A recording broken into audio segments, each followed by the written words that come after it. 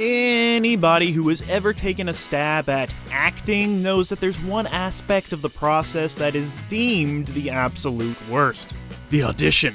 Imagine stepping foot into a room filled with several people who are there to judge you and your skills and your abilities, your looks, your personality, your emotions. Every aspect of you is on display for the whole room of strangers. Well, in the land of Hollywood land, there is a legend of one audition that has been deemed the best ever put to tape. It was an audition for a new film from a director who was credited with single-handedly creating the summer blockbuster. He was a man who had a dream about crafting a more intimate family story about a kid and an alien. Just imagine the immense pressure that any actor would feel, let alone a 10-year-old child. Yet, this audition was so good, so believable, so raw, so magical, that within seconds, that director, Steven Spielberg, uttered the words that would forever change this child's life. He said, "Okay, kid, you got the job." For many of us, we know Henry Thomas simply as the kid from E.T. But over the past years, we have seen this child prodigy emerge into one of the most successful supporting players in many very interesting films that he was actually hard to recognize. Because, he went through puberty and became a man, but still. And very recently, Mr. Thomas has become, well, something fascinating and terrifying in the best possible way, becoming one of the most unique character actors working right now. So hop on this metaphorical video essay bicycle and let us ride. Squeeze your little alien butt into this basket, and let's find out how Henry Thomas became much, much more than just the little boy from E.T., which he was great in, so it's not like a bad thing. But yeah, what the fuck happened to Henry Thomas?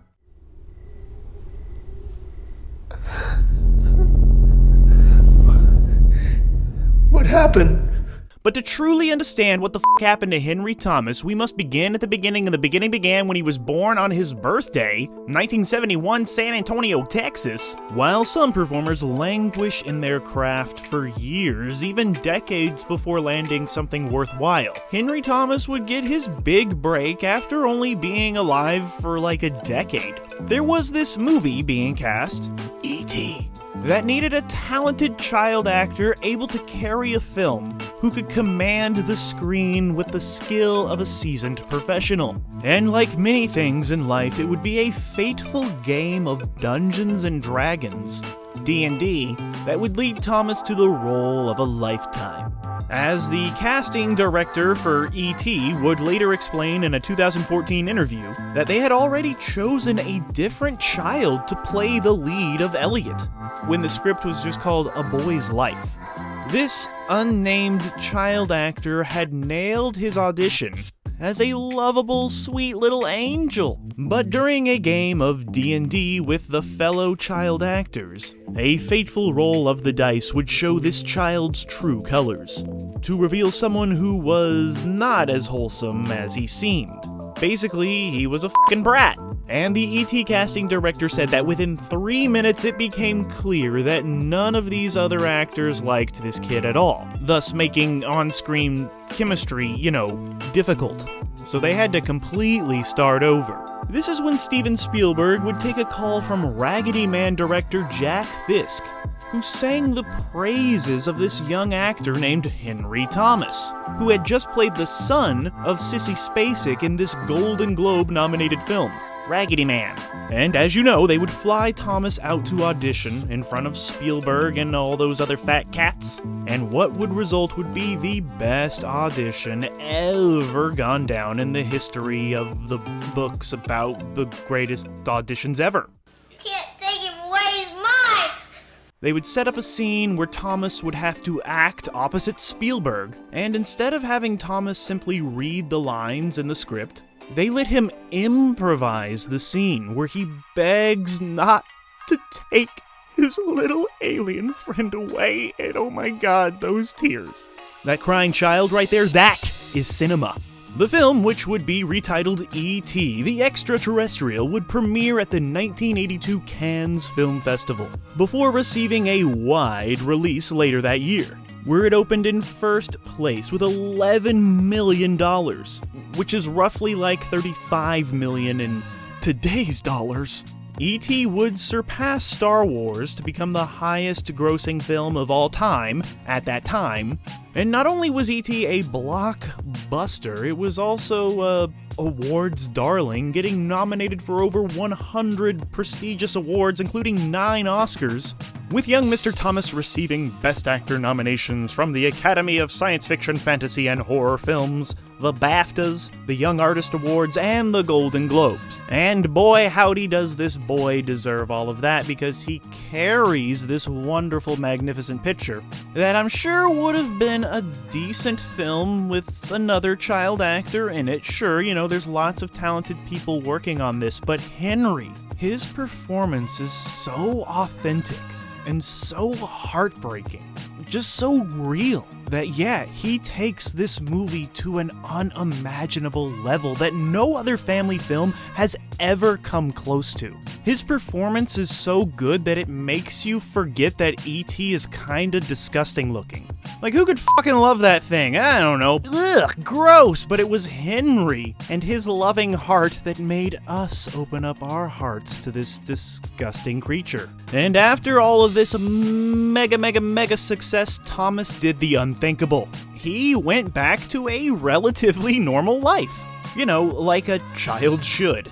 Henry says that he struggled with the immediate aftermath of E.T., not just in his personal life, but with his career. So he would return to good old San Antonio, Texas, where he would go back to school, while doing some student theater, and even taking up side jobs like painting houses and working at a video store, where people would come in and rent E.T., and some customers would recognize him, unfortunately to much embarrassment.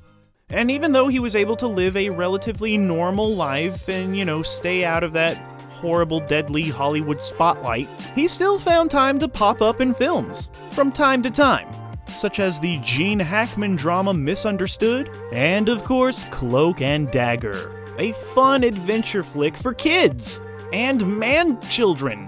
He plays a gamer who gets involved in a real-life game of deadly espionage with the help of his super spy imaginary friend. And it's a fun little picture, and actually, he is really good in it and grounds the film just like he does with E.T. and, provides heart. Cause there's some, violence and drama in this. Like, he has to freaking dodge bullets from the bad guys and stuff, for which he received a Young Artist Award nomination.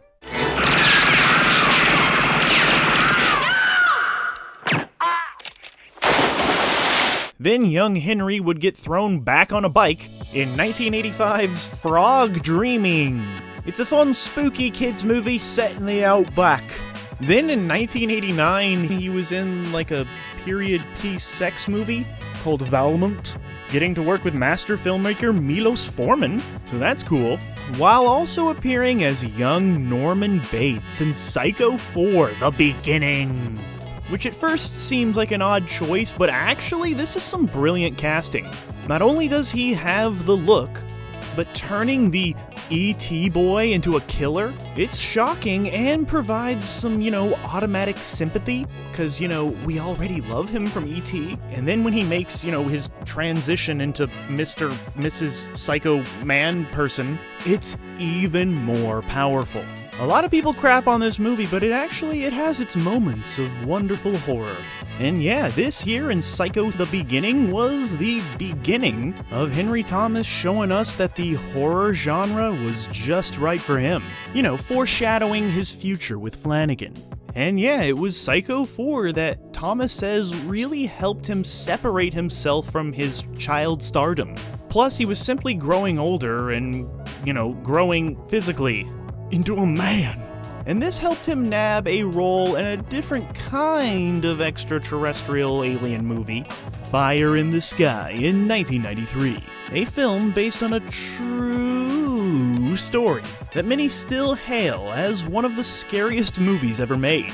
This was followed by appearing in the Sam Shepard stage adaptation, Curse of the Starving Class, before having a bit of a breakout with the Academy Award-winning film Legends of the Fall.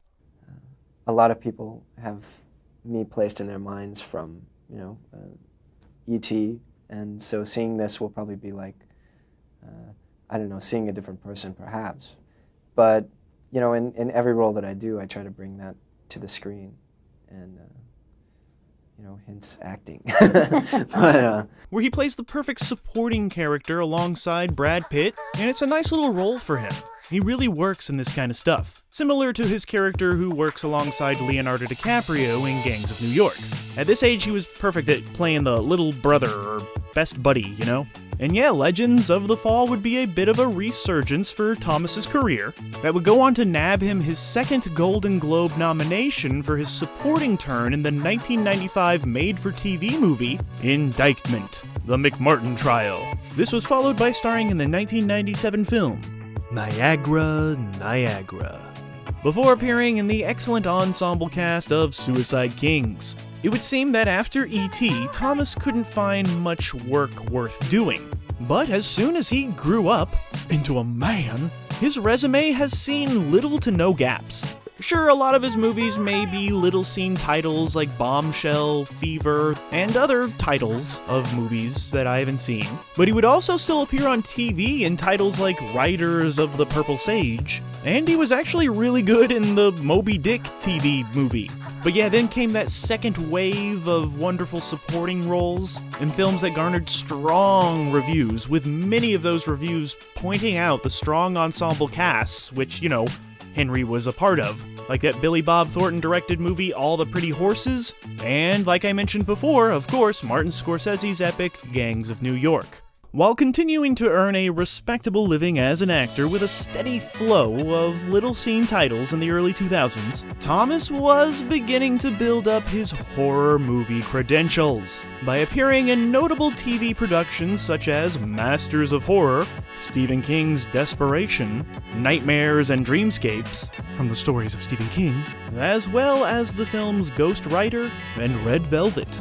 He would also land some mainstream gigs, like the romantic drama Dear John, before landing the lead in the Hank Williams biopic The Last Ride in the year 2011. That even though critics didn't really like the film, they still praised Thomas's performance, calling it a heartfelt portrayal. And yeah, it must have been difficult to play, a legend like Hank Williams. And it would be all of those roles that would lead Thomas to nab a leading role in the new ABC drama, Betrayal, that unfortunately never caught on and was cancelled after just 13 episodes. Lucky 13. But yeah, speaking of luck, luckily big things were around the corner. We often look at collaborations between actors and filmmakers, and think about the big ones, Martin Scorsese and De Niro, Burton and Depp, Tarantino and Samuel L. Jackson, and so on and so forth. But a 2014 meeting between Henry Thomas and future horror heavyweight master filmmaker Mike Flanagan would sow the seeds that would start a new collaborative powerhouse. Thomas says that at the time of the meeting with Flanagan, he had one foot out the door in terms of his acting career. He was ready to give it all up. But Flanagan not only told him that he wanted to cast him in his film Ouija, Origin of Evil, but also wanted him to be a part of every project he's ever gonna work on. And as Flanagan would go on to become one of the biggest names in the horror genre, and beyond, he stayed true to his word by casting Thomas in the Netflix film Gerald's Game, based on a Stephen King story.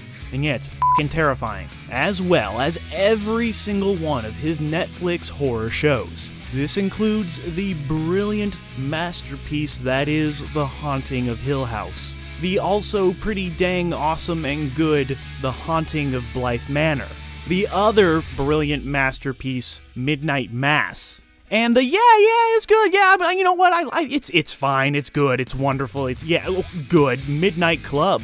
And of course, the global hit that, yeah, I'm also calling a masterpiece, The Fall of the House of Usher. And in all of these wonderful little Netflix projects, Thomas gets to show his range as an actor. And a lot of the time he's completely unrecognizable. But every time, he's absolutely perfect.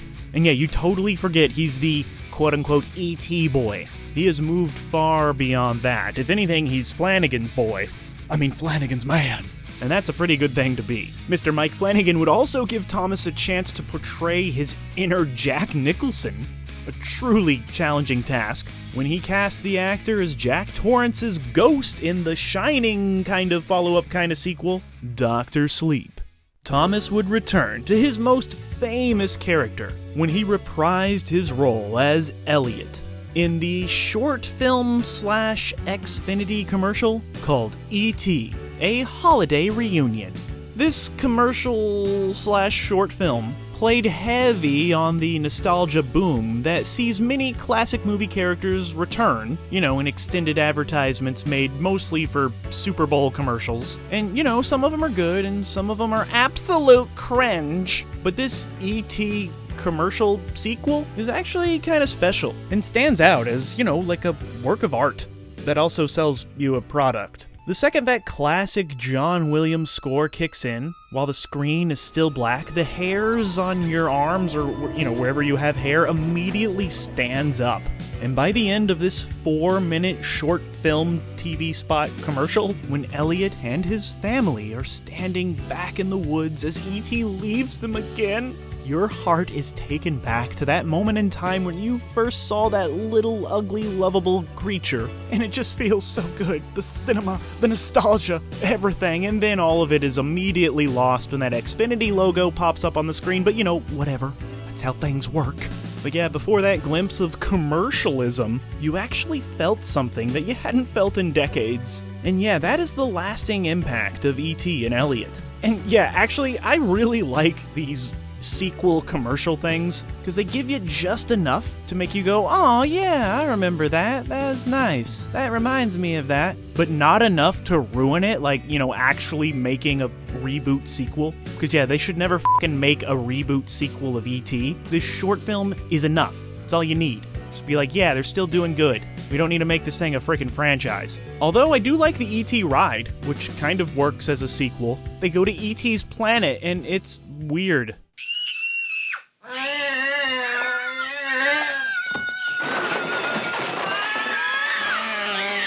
So yeah, we often talk about how a single role can embody a performer's entire career, and for Henry Thomas, that role came when he was just 10 years old.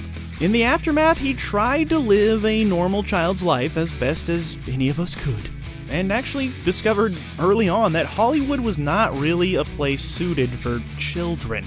And unfortunately, the life of a child actor is kind of a dangerous one. And even though he had his troubles, he did come back as a well-adjusted adult and paid his bills by starring in a bunch of films that didn't really register with audiences, yet knowing that there were plenty of opportunities around every corner as long as you kept working and kept being open to them.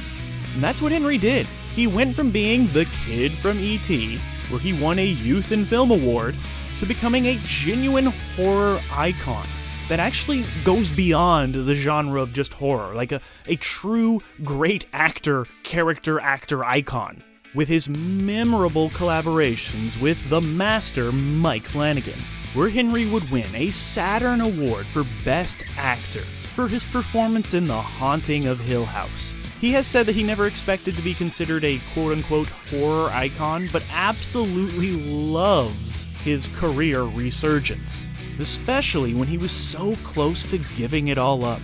Henry Thomas is cool again, and he's staying busy with recent projects including Netflix's To All the Boys, Always and Forever, Sam and Kate, and 2023's Pet Sematary Bloodlines. So yeah, he's still working, he's still crushing, still doing his thing. He's better than ever, and I cannot wait to see what he gives us next.